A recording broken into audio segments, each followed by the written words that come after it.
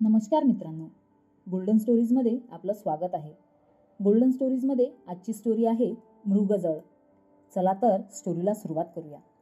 O it's too tiring, so long trip. घाम पुसत पुनीतनं आपली सूटकेस दारासमोर लावली. डोअरबेल वाजवली आणि दार उघडण्याची वाट बघू लागला. घरात सर्वत्र शांतता होती. कुठं गेली सगळी?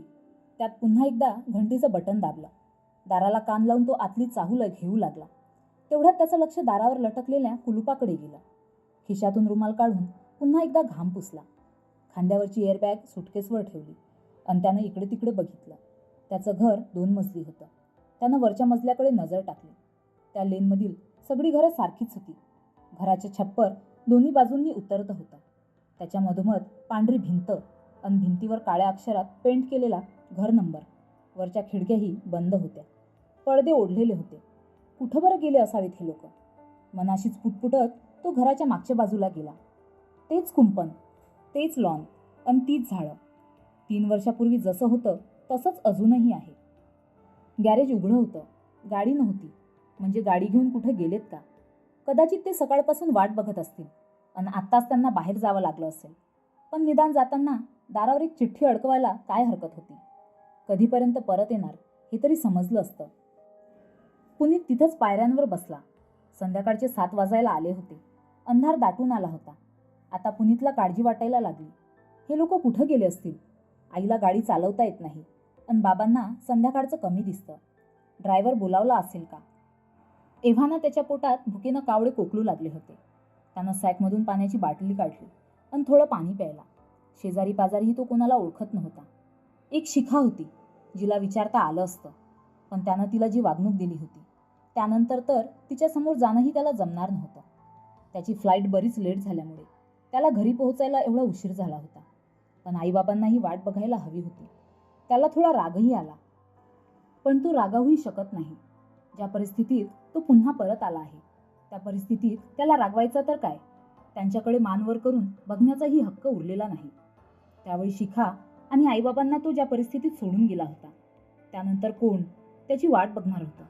वाट बघता बघता त्याला 3 वर्षापूर्वीच त्या सगळ्या घटना आठवू लागल्या. आई त्यावेळी किती रडत होती. बाबा खाली मान घालून खुर्चीला खिळून बसले होते. खरं तर ऑस्ट्रेलियाला जाणं पुनीतसाठी नवं नव्हतं, कारण पूर्वीही तो तिथं जाऊन आला होता. तिथं त्याला एक उत्तम कंपनीत भरगच्च पगाराची नोकरी होती. पण यावेळी त्यानं जे काही सांगितलं होतं त्यासाठी मात्र कुणाचीच तयारी नव्हती. त्याला क्रिस्टीन नावाच्या एका ऑस्ट्रेलियन मुलीशी लग्न करायचं होतं. त्याला लवकरात लवकर तिथलं नागरिकत्व मिळवायचं होतं. तिथंच सेटल व्हायचं होतं. त्याच्या आईबाबांनाही कळत नव्हतं की आपला आज्ञाकारी लाजराबुजरा मुलगा एकदम इतकी मोठी उडी कशी काय घेतोय. आतापर्यंत त्याला कपडे खरेदी करतानाही आईबाबा बरोबर लागायचे. तो ऑस्ट्रेलियाला गेल्यावर इतका बदलला. आईबाबा जुनाट विचारांचे नक्कीच नव्हते, पण काही गोष्टी त्यांना पचवणं जड जात होतं. मुख्य म्हणजे शिखाशी इथं लग्न ठरलेलं असताना तिथं दुसऱ्या परदेशी मुलीशी लग्न करायचं त्यांना पटतच नव्हतं. शेवटी त्यांनी स्वतः मुलाच्या मोहातून मुक्त करून घेतलं. शिखा पुनीतची मैत्रीण होती. त्यांचं लग्न ठरलं होतं.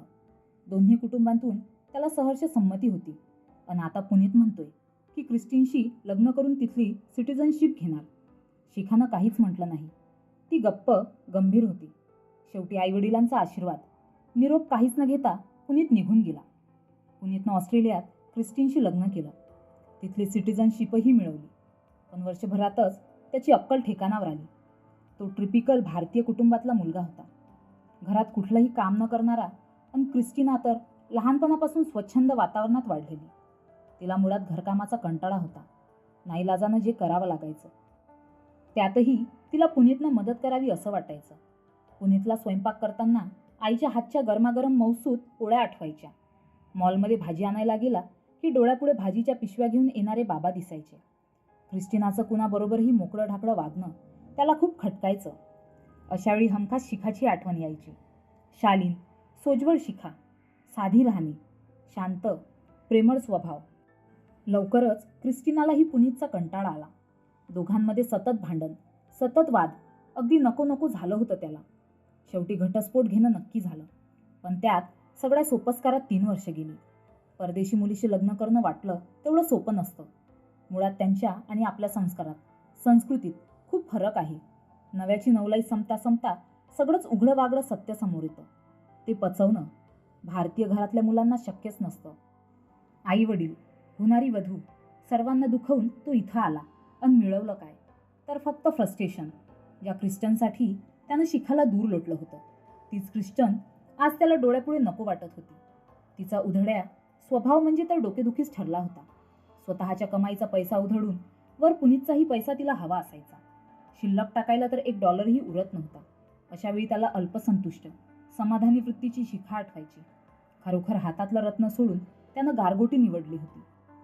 घटस्फोट झाला. तिथलं बिर्राड मोडून नोकरीचा राजीनामा देऊन पुनीत भारतात परतला. त्यानं आईला तसं कळवलंही होतं. पण मग ती आज घरी का नाहीये? काय करावं? कुणाला विचारावं? या विचारात असतानाच त्याला समोरून येणारे रमेश काका दिसले. 2 घरं पलीकडेच त्यांचा बंगला होता. त्यांनी पुनीतला ओळखलं आणि विचारलं, "अरे पुनीत, कधी आलास?" काकांना नमस्कार करून पुनीतनं म्हटलं, "बराच वेळ झाला. आई बाबा कुठं आहेत?" "अरे, बाबांना बरं नव्हतं. त्यांना हॉस्पिटलमध्ये ॲडमिट केलंय. श्वास घ्यायला त्रास होत होता." "बाबांना हॉस्पिटलमध्ये तुम्ही नेलं का?" "नाही, शिखानंच नेलं." "शिखा?" पुनीत आश्चर्यानं त्यांच्याकडे बघत होता. "अरे तुला ठाऊक नसेल, शिखा आता इथंच राहते. सेंट्रल स्कूलमध्ये नोकरी आहे तिला." पुनीत गप्प होता. रमेश काकाच पुढे म्हणाले, "2 वर्षापूर्वी तिचे आईवडील एका अपघातात मृत्युमुखी पडले. तेव्हापासून शिखा इथंच राहते.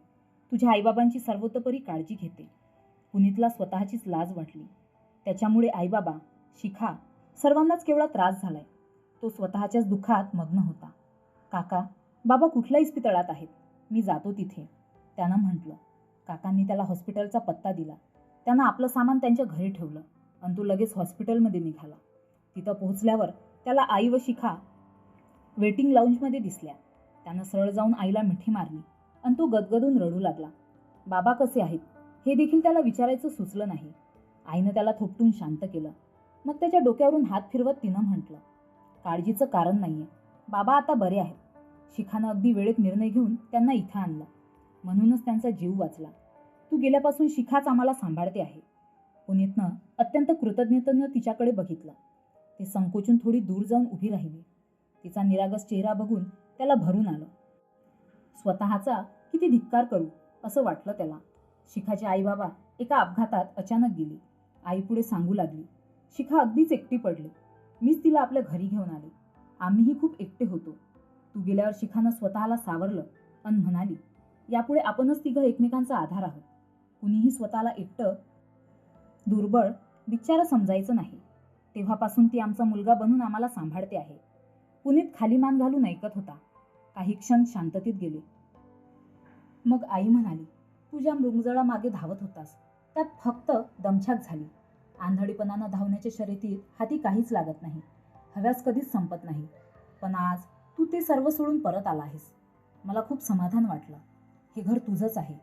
आता शिखाशी लग्न करून सुखाचा संसार थाट. शिखाशी बोल. बाबांशी आता तुला भेटता बोलता येणार नाही. डॉक्टरांनी भेटायला नाही म्हटलं. त्यांना विश्रांतीची गरज आहे. उद्या निवांतपणे तू त्यांना भेट." पुनीत हळूच उठला. "अन शिखा, मला क्षमा करू शकशील? आपण नवं आयुष्य सुरू करूयात." त्यानं शिखाचे हात आपल्या हातात घेतले. शिखानं फक्त मान डोलावली. त्यानं तिचे हात अधिकच घट्ट धरले. यापुढे तो कधीच तिला अंतर देणार नव्हता. तर मित्रांनो, तुम्हाला ही स्टोरी कशी वाटली कमेंट करून सांगा.